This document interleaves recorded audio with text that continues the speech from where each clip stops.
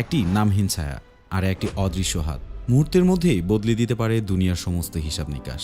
একটি কিবোর্ড, কয়েকটা কোড, এই মিলেই পুরো সিস্টেমটির নিয়ন্ত্রণ চলে যায় এমন একজনের হাতে, যে কিনা অস্ত্র ছাড়াই পুরো রাজ্যের রাজা। বন্ধুরা, আজকে আমরা হাজির হয়েছি এমন একটি মুভি নিয়ে যেখানে হ্যাকিং শুধু একটা খেলা নয়, এটা অস্তিত্ব রক্ষার লড়াই।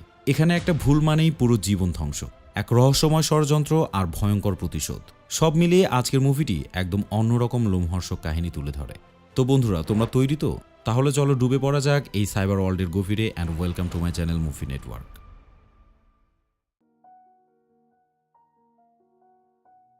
গল্পের শুরুতেই আমরা একটি পরিবার দেখতে পারি যাদের আর্থিক অবস্থা খুবই খারাপ ছিল, যার কারণে ইউক্রেন থেকে তারা কানাডাতে শিফট করতে চায়।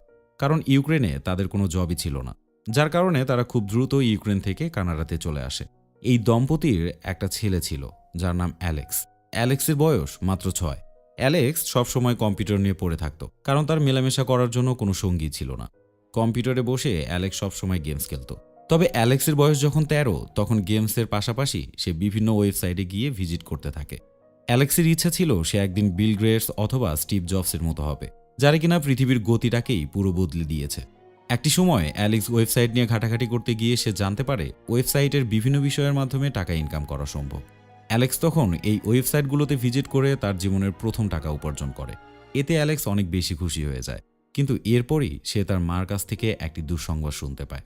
একদিন সন্ধ্যায় সে বাসায় ফিরে দেখে তার মা কান্না করছে, কারণ কানাডাতে আসার পর ব্যাংকের জবটি সে হারিয়ে ফেলেছে। এমনকি তারা যে বাসায় থাকতো সেই বাসাটিও ব্যাংকের লোনে নেওয়া। এখন যেহেতু ব্যাংকের জবই আর নেই, তাই তাদেরকে এই বাসাটিও ছেড়ে দিতে হচ্ছে। এগুলো শুনে অ্যালেক্স তার রুম থেকে সঙ্গে সঙ্গে একটি বক্স নিয়ে আসে, যার ভেতরে অনেকগুলো টাকা ছিল। সেই টাকাগুলো অ্যালেক্স তার মার হাতে তুলে দেয়। তবে এত টাকা দেখে তার মা জিজ্ঞাসা করতে থাকে, তুমি এই টাকাগুলো কোথায় পেয়েছো?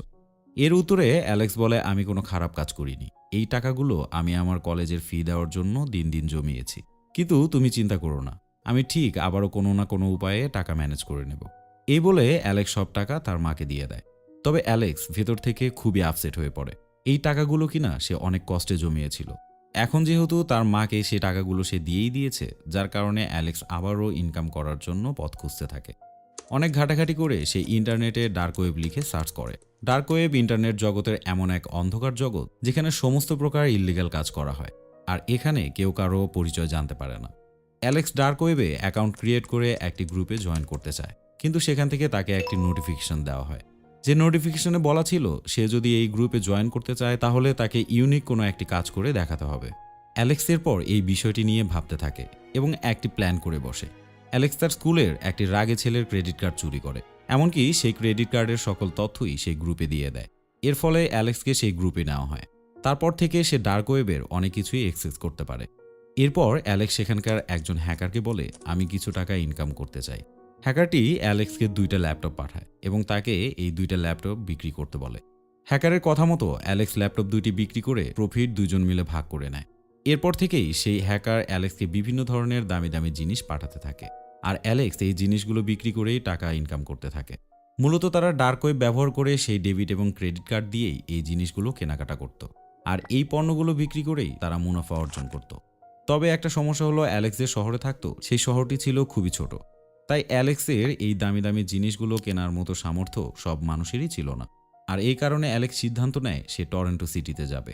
তাই সে বাবা মাকে বুঝাতে থাকে সে তার পড়ালেখা কমপ্লিট করার জন্য টরন্টো সিটিতে যেতে চায়। রীতিমতো সে অনুমতি পেয়ে যায়। এরপর অ্যালেক্স টরন্টো সিটিতে চলে আসে। সেখানে তার সাথে নতুন একজনের সাথে দেখা হয়। তার নাম ছিল ছায়। ছায় তখন তাকে বলে, তুমি যা যা জিনিস সেল করতে চাও আমি খুব সহজেই এগুলো সেল করে দিতে পারবো, বিনিময়ে আমাকে 30% মুনাফা দিতে হবে। অ্যালেক্স তার কথায় রাজি হয়ে যায়। অ্যালেক্স আর ছায় মিলে কাজ শুরু করে দেয়। তবে কিছুদিনের মধ্যে অ্যালেক্স এইসব করতে করতে বোরিং ফিল করে। সে আরও বড় কিছু করতে চায়। তাই অ্যালেক্স প্ল্যান করে ছাইকে বলে, আমরা যদি কোনো ব্যাংকের কার্ডের ডিটেলস পেয়ে যাই তাহলে আমরা অনেক বেশি টাকা কামাতে পারবো। এটা শুনে ছাই বলে, আমি তোমাকে এই ব্যাপারেও সাহায্য করতে পারবো। এরপর ছাই তার সকল বন্ধুদের ডেকে নিয়ে কার্ডের ডিটেলস সংগ্রহ করার জন্য সবাইকে লাগিয়ে দেয়। এর মধ্যে দিয়েই অ্যালেক্স এবং ছাই অনেকগুলো টাকা উপার্জন করে ফেলে। তবে দুর্ভাগ্যবশত কিছুদিনের মধ্যে অ্যালেক্স এবং ছাইকে দুজন পুলিশ অফিসার ধরে ফেলে। কিন্তু ছাই এবং অ্যালেক্স বুদ্ধি করে পুলিশ অফিসারদের 2টি দামি ঘড়ি গিফট করে, আর এর বিনিময়ে পুলিশ তাদেরকে ছেড়ে দেয়। এরপর অ্যালেক্স সিদ্ধান্ত নেয় যে ব্যাংকটি তার বাবা মাকে চাকরিচ্যুত করেছে সে ব্যাংকের উপর সে প্রতিশোধ নেবে। সে কাস্টমার সেজে সে ব্যাংকের ভিতরে যায়। তারপর সেখানে কাস্টমার সার্ভিসে কথা বলার সময় সে ইচ্ছা করে টেবিলে থাকা পেন বক্সটি মাটিতে ফেলে দেয়। এরপর সেগুলো উঠানোর নাম করে সেখানে থাকা একটি সিপিইউতে তার পেন ড্রাইভ লাগিয়ে দেয়। অ্যালেক্সের এই পেন ড্রাইভ কোনো সাধারণ পেন ড্রাইভ ছিল না। পেন ড্রাইভটি ছিল হ্যাকিং বুটেবল পেন ড্রাইভ। আর এই পেন ড্রাইভ সিপিইউতে লাগানোর সঙ্গে সঙ্গে সেই সিপিইউর সকল তথ্যই সে পেন ড্রাইভে চলে আসবে। তবে অ্যালেক্স ব্যাপারটা যত সহজ মনে করেছিল, বিষয়টা ততটা সহজ ছিল না। কারণ ব্যাংকের হেড অফ সিকিউরিটি অ্যালেক্সের পেন ড্রাইভ লাগানো দেখে ফেলে। অ্যালেক্সকে তখন একটি আলাদা রুমে নিয়ে যাওয়া হয় এবং তাকে নানানভাবে ইন্টারোগেশন শুরু করা হয়।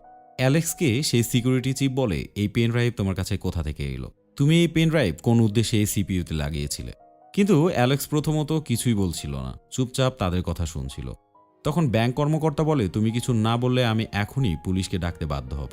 তখন অ্যালেক্স বলে, আমি আসলে ব্যাংকে কোনো চুরি করতে আসিনি, আসলে এটা একটা প্র্যাঙ্ক ছিল। তবে আপনার ব্যাংকের সফটওয়্যারটা খুবই পুরনো, আপনি যদি চান তাহলে আমি সফটওয়্যার আপডেট করে দিতে পারি, আর এটিকে আমি একদমই হ্যাকিং প্রুফ করে দিতে পারবো।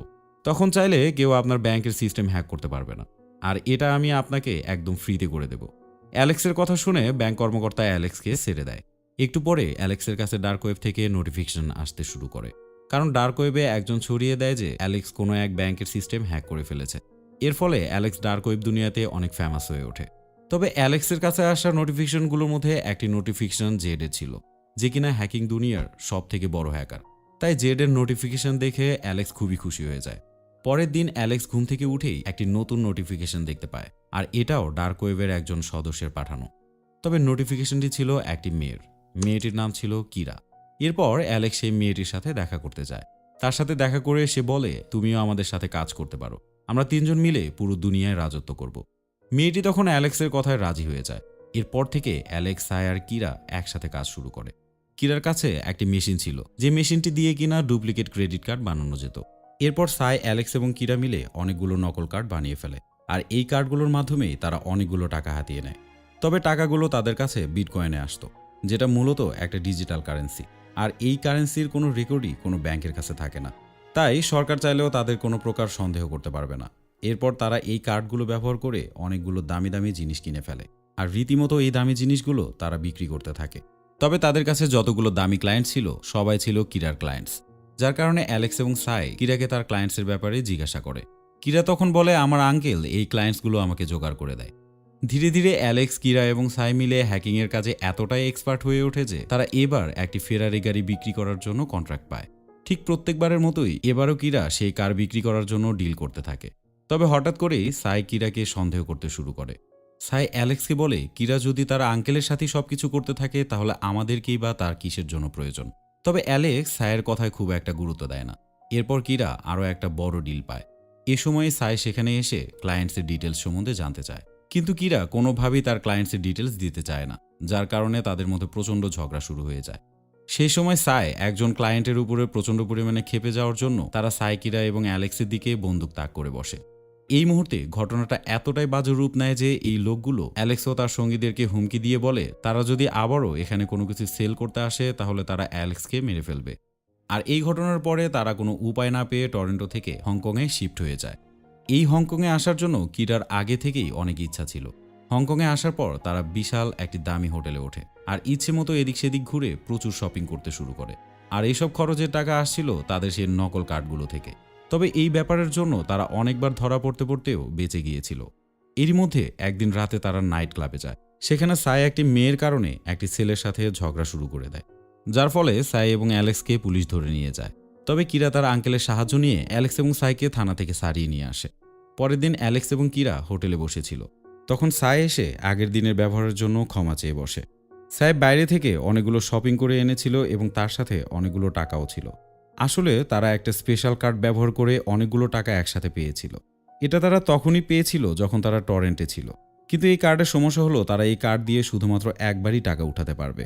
পরবর্তীতে ওই কার্ড ব্যবহার করলেই পুলিশ তাদের ট্রেস করতে পারবে। কিন্তু ভুলবশত এবার সাই এই কার্ডটি আবারও ব্যবহার করে ফেলে। তখন আবার অ্যালেক্স এবং সাইয়ের মধ্যে ঝগড়া শুরু হয়ে যায়। অ্যালেক্সের কথায় সাই প্রচণ্ড পরিমাণে কষ্ট পায়, এমনকি টরেন্টোতে সে চলে যায়। এরপর কিরা এবং অ্যালেক্স মিলিয়ে তাদের কাছে পুরনো সেই কার্ডগুলোর মাধ্যমে ডলার চুরি করে নেয়। পাশাপাশি তারা সব বুথেই ডার্ক ওয়েবের ভিজিটিং কার্ড রেখে দেয়, যার কারণে এই চুরির ব্যাপারটা অনেক বড় একটি ব্রেকিং নিউজে পরিণত হয়। কারণ এক রাতে $2.3 মিলিয়ন চুরি হয়ে যাওয়া মানে অনেক বড় একটি ব্যাপার। তবে এই সময় একটা ঘটনা ঘটে যায়। গল্পের শুরুতেই জেড নামের একজন বিখ্যাত হ্যাকারের কথা বলেছিলাম, হয়তো তোমাদের তার কথা মনে আছে। জেড নামের এই ব্যক্তিটি পুরো ডার্ক ওয়েবকে কন্ট্রোল করত। আশ্চর্যজনকভাবে এই চুরির দায়টি সে নিজের উপরে নিয়ে নেয়। এই ঘটনার পরে কিরা এবং অ্যালেক্স সিদ্ধান্ত নেয় তারা এই ধরনের কাজ আর কখনই করবে না। কিরা চিন্তা করে তার কাছে এখন অনেক টাকা আছে, আর এই টাকাগুলো দিয়েই বাদবাকি জীবন সে সুন্দরভাবে পার করে দিতে পারবে। তবে একটু পরেই অ্যালেক্স কিরাকে বলে আগের মতোই তারা কাজ চালিয়ে যাবে। হঠাৎ তাদের কাছেই বিখ্যাত সেই হ্যাকার জেডের একটা মেসেজ চলে আসে। জেড অ্যালেক্সদের কংগ্রাচুলেশন জানায়। অ্যালেক্স তখন জেডকে বলে আমার কাছে অনেক বড় একটা ডিল আছে, তুমি যদি আমার সাথে কাজ করো তাহলে আমরা এই ডিল কমপ্লিট করতে পারবো, এবং এই ডিল কমপ্লিট করলে আমরা অনেক টাকা কামাতে পারবো। এই কথা শুনে জেড অ্যালেক্সের সাথে দেখা করতে রাজি হয়ে যায়। রীতিমতো অ্যালেক্স এবং কিরা জেডের সাথে দেখা করতে যায়। সেখানে গিয়ে তারা দেখতে পারে জেড একটি হুইল চেয়ারে বসে আছে, আর তার পুরো চেহারা কিনা ঝলসে যাওয়া চেহারা। এরপর ডার্ক ওয়েবে সেই বিখ্যাত হ্যাকার অ্যালেক্সকে জিজ্ঞাসা করতে থাকে আমি কেন তোমার সাথে কাজ করব। অ্যালেক্স তখন এই বিখ্যাত হ্যাকারকে বলে আমার কাছে অনেক বড় একটা প্ল্যান আছে, যে প্ল্যান সাকসেসফুল হলে আমরা অনেক টাকা ইনকাম করতে পারবো, আর তার শেয়ার তুমিও অবশ্যই পাবে। এরপর অ্যালেক্স তার প্ল্যান জেডকে বলে দেয়। অ্যালেক্সের প্ল্যান শুনে জেড অ্যালেক্সকে বলে প্ল্যানটি অনেক ভালো ছিল, তবে তোমরা যদি কোনো ভুল করে বসো তাহলে শুধু তোমাদেরকেই নয়, বরং তোমাদের ফ্যামিলি এবং বন্ধুদেরকেও মেরে ফেলা হবে। অ্যালেক্স জেডের সাথে কথা শেষ করে যখন তার গাড়িতে গিয়ে বসে, তখন স্যায় তাকে ফোন করে আগের ঘটনার জন্য ক্ষমা চায়। স্যায় বলে আমি হংকংয়ে ফিরে এসেছি, আর তোমাদের জন্য একটি হোটেলে অপেক্ষা করছি। এরপরেই কলিং বেল বেজে ওঠে। স্যায় ভাবে কিরা এবং অ্যালেক্স হয়তো চলে এসেছে, কিন্তু দরজা খোলার পরে ছায় দেখতে পায় ব্ল্যাক ড্রেস পরা দুজন লোক সেখানে দাঁড়িয়ে আছে। এই দুজন ব্যক্তি তারাই ছিল যাদের কার্ড দ্বিতীয়বার ব্যবহার করে সাই অনেক টাকা উঠিয়েছিল। এই ঘটনার কিছুক্ষণের মধ্যেই অ্যালেক্স এবং কিরা সেই রুমে চলে আসে। তারা ভিতরে ঢুকে যা দেখতে পায় তা দেখার জন্য মোটেও প্রস্তুত ছিল না। তারা দেখতে পায় সাই লাশ হয়ে মাটিতে পড়ে আছে। অ্যালেক্স সায়ের লাশ দেখে খুবই উত্তেজিত হয়ে ওঠে। এমনকি এই মুহূর্তে সে বুঝতে পারছিল না কি করা উচিত, যার কারণে সে পুলিশকে ফোন দিতে চায়। কিন্তু কিরা কিছুতেই পুলিশকে ফোন দিতে চায় না। কিরা অ্যালেক্সকে বোঝানোর চেষ্টা করে যে এখন যদি পুলিশকে ইনফর্ম করা হয় তাহলে আমরাও এর সাথে ফেঁসে যাব, যার কারণে পুলিশের হাতে ধরা পড়ার ভয়ে তারা সেখান থেকে পালিয়ে যায়। হোটেল থেকে পালিয়ে আসার পরের দিন সেই বিখ্যাত হ্যাকার জেডের ফোন আসে। জেড অ্যালেক্সকে বলে আমি তোমার সেই $1 বিলিয়ন কাজটি করতে চাই। অ্যালেক্স জেডের কথা শুনে প্ল্যান সেট করে, এমনকি সেই মোতাবেক কাজ শুরু করে দেয়। তারপর অ্যালেক্স এবং কিরা মিলে একটি রুমে প্রবেশ করে, যেখানে আগে থেকেই অনেকগুলো কম্পিউটার সাজানো ছিল। অন্যদিকে জেড কম্পিউটার স্ক্রিনের মাধ্যমে শেয়ার মার্কেটের আপডেট নিচ্ছে। এরপরে আমরা ফেডারেল রিজার্ভ ব্যাংকের চেয়ারম্যানকে দেখতে পারি, কিন্তু এর মধ্যে একটা ঘটনা ঘটে যায়। জেডের কিছু লোক এই চেয়ারম্যানকে গুলি করে বসে, আর এই নিউজ কিনা অ্যালেক্স এবং কিরা মিলে ইন্টারনেট জগতে ছড়িয়ে দেয়। এই নিউজগুলো যখন টিভি চ্যানেলগুলোতে প্রচার করা হয়, তখন শেয়ার মার্কেটে শেয়ার হোল্ডারদের মাঝেও হুলস্থুল অবস্থা বেজে যায়। শেয়ার হোল্ডাররা তাদের শেয়ার খুব কম দামে সেল করতে থাকে, যার ফলে শেয়ার মার্কেটের অবস্থা খুবই খারাপ হয়ে যায়। আসলেও এটা একটা মাস্টার মাইন্ড প্ল্যান ছিল, কারণ এই সময়ের মধ্যেই জেড শেয়ার মার্কেটের সকল কিছুই খুব কম দামে কিনতে থাকে। এতে করে জেডের অনেক টাকা প্রফিট হয়ে যায়। জেড তখন এই প্রফিট থেকেই অ্যালেক্সের অ্যাকাউন্টে অনেকগুলো টাকা পাঠিয়ে দেয়। তবে বন্ধুরা, অ্যালেক্স এখানে একটি বড় গেম খেলছিল, কারণ এত কিছু ঘটে যাওয়ার পরেও আমরা দেখতে পারি সেই ফেডারেল ব্যাংকের চেয়ারম্যান একটা বনে শিকার করতে গেছে। মানে ব্যাংকের চেয়ারম্যানকে হত্যা করার ঘটনাটি পুরোই ফেক ছিল। তখন সেই চেয়ারম্যানকে কেউ একজন ফোন করে বলে তোমার মৃত্যুর ঘটনা গোটা পৃথিবীতে ছড়িয়ে পড়েছে। এটা শুনে সে তো পুরোই অবাক, আর তার একটু পরেই আসল ঘটনা বের হয়ে আসে। ফেডারেল ব্যাংকের চেয়ারম্যানকে যে গুলি করা হয়েছিল সেই চেয়ারম্যানটি ছিল ডেমো চেয়ারম্যান, আর এই পুরো প্ল্যানটি ছিল অ্যালেক্সের মাস্টার মাইন্ড প্ল্যান। এই পর্যন্ত অ্যালেক্সের প্ল্যান ঠিকঠাক মতোই কাজ করছিল। তবে অ্যালেক্স যখন কম্পিউটার রুম থেকে বের হয়ে তার গাড়িতে গিয়ে বসে, ঠিক তখনই কিরা এবং অ্যালেক্সকে দুজন লোক এসে অজ্ঞান করে ফেলে। জ্ঞান ফেরার পরে অ্যালেক্স বুঝতে পারে তার মুখ কাপড় দিয়ে ঢেকে দেওয়া হয়েছে। এরপর দুজন লোক তাকে কিরার ব্যাপারে জিজ্ঞাসাবাদ করতে থাকে, কিন্তু অ্যালেক্স কোনো উত্তরই দেয় না।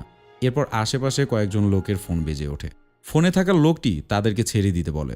তখন অ্যালেক্সকে আবার একটি ইনজেকশন দিয়ে অজ্ঞান করে ফেলা হয়। এরপর অ্যালেক্স জ্ঞান ফিরে দেখে তার ল্যাপটপ ভাঙা অবস্থায় পড়ে আছে, আর তার ব্যাগে থাকা সকল টাকা নিয়েই কে যেন পালিয়েছে। তবে এত কিছুর পরেও অ্যালেক্স ওখান থেকে বেঁচে ফিরতে পেরেছে। এরপরে সে কিরার সাথে যোগাযোগ করার চেষ্টা করে, কিন্তু কিরার নাম্বার বন্ধ ছিল। এর কিছুদিন পর অ্যালেক্স সাইবার ক্যাফেতে বসে ডার্ক ওয়েব অ্যাক্সেস করার চেষ্টা করে, কিন্তু অ্যালেক্স দেখতে পায় সেই সাইটটি জাস্টিস ডিপার্টমেন্ট থেকে সিজ করে দেওয়া হয়েছে। এরও কিছুদিন পর অ্যালেক্স সাইবার ক্যাফে বসে একটি নিউজ দেখতে পায়। জেড নামের সে বিখ্যাত হ্যাকারকে পুলিশ ধরে নিয়ে গেছে, আর তার সাথে থাকা কিরা নামের মেয়েটিকে পালানোর চেষ্টা করার জন্য পুলিশ তাকে গুলি করে মেরে ফেলেছে। এটা দেখে অ্যালেক্স খুবই কষ্ট পায়। ঠিক তখনই পুলিশ এসে অ্যালেক্সকে ধরে নিয়ে যায়। কারণ ডার্ক ওয়েবের সেই সাইটটি অ্যালেক্স সার্চ করার জন্য পুলিশ বুঝতে পেরে তাকে ট্রেস করে ফেলে। তো যাই হোক, এই ঘটনাটির পর অ্যালেক্স প্রায় 2 বছরের মতো জেলে কাটিয়ে দেয়। অ্যালেক্স জেলে থাকা অবস্থায় তার বাবা মাকে অনেক মিস করতে থাকে, এমনকি কিরাকেও সে অনেক মিস করতে থাকে। সে খুব ভালো করেই বুঝতে পারে তার ভুলগুলো কোথায় ছিল। তারপর অ্যালেক্স জেল থেকে একদিন বের হয়ে আসে। জেল থেকে বের হতেই সে একটি মেয়েকে দেখতে পারে, আর সেই মেয়েটা অন্য কেউই না, বরং সেটা কিরা ছিল। অ্যালেক্স কিরাকে দেখতে পেয়ে অনেক খুশি হয়ে যায়। এরপর কিরা অ্যালেক্সকে সব কথা খুলে বলে। কিরা বলে, আমি যে তোমাকে আঙ্কেলের কথা বলতাম, সে আঙ্কেল হলেন টরন্টো ব্যাংকের হেড অফ সিকিউরিটির সেই ব্যক্তিটি, যিনি তোমাকে সিপিইউতে পেন ড্রাইভ লাগাতে দেখে ফেলেছিলেন। আমি যখন জেলে ছিলাম তখন ওই ব্যাংক কর্মকর্তা আমার সাথে দেখা করতে এসেছিল। সে মূলত এফবিআইয়ের সাথে হাত মিলিয়ে জেডকে ধরার জন্য প্ল্যান বানিয়েছিল। আর আমাকে তারা বলেছিল যদি আমি তাদেরকে হেল্প করি তাহলে আমার মামলা তারা তুলে নেবে। তখনই আমি রাজি হয়ে যাই। এরপরেই তোমার ফাইলটি আমাকে ধরিয়ে দিয়ে বলে তোমাকেও আমার টিমে নিয়ে নিতে। সেই কারণেই আমি প্ল্যান করে তোমার সাথে দেখা করি। প্রথমবার দেখা হওয়ার পরেই আমি তোমাকে হংকং যাবার কথা বলেছিলাম, কিন্তু তুমি রাজি হওনি। এমনকি টরন্টোতে থাকতে আমাদেরকে অনেকেই হুমকি দিয়েছিল। সেটাও কিনা আমার প্ল্যান ছিল, কারণ তাদের হুমকি ছাড়া তোমাকে হংকংয়ে নিয়ে আসা কোনোভাবেই সম্ভব ছিল না। মূলত হংকংয়ে আসার পিছনে মূল উদ্দেশ্য ছিল জেডকে ধরা, আর এরপরে সব ঘটনাই তোমার নিজের চোখে দেখা। অ্যালেক্স তখন কিরাকে বলে তুমি আমাকে এতদিন মিথ্যা কথা বলে এসেছো, কিন্তু কিরা বলে আমি তোমাকে মিথ্যা বলিনি, কারণ আমি তোমাকে অনেকবার এই কথাগুলো বলার চেষ্টা করেছিলাম, কিন্তু কোনোভাবেই বলতে পারিনি। কিরা তখন তার আসল পাসপোর্ট বের করে অ্যালেক্সকে দিয়ে বলে তুমি কি আমার সাথে বাড়ি ফিরতে চাও? অ্যালেক্স তখন একটা ভালো জীবনযাপন পাওয়ার জন্য কিরাকে সাথে নিয়ে বাড়ির দিকে রওনা হয়। আর এর মধ্যে দিয়েই আজকের এই মুভিটি শেষ হয়ে যায়। বন্ধুরা, আশা করি গল্পটা তোমাদের ভালো লেগেছে। যদি সত্যি ভালো লেগে থাকে তাহলে কমেন্টস করতে একটুও ভুলবে না। আর যদি তোমরা চ্যানেলে নতুন হয়ে থাকো তাহলে সাবস্ক্রাইব করে আমার সাথেই থাকবে। তো আজকের বারে এখানে বিদায় নিতে হচ্ছে। দেখা হবে পরবর্তী ভিডিওতে। ততক্ষণে ভালো থাকো, সুস্থ থাকো। আল্লাহ হাফেজ।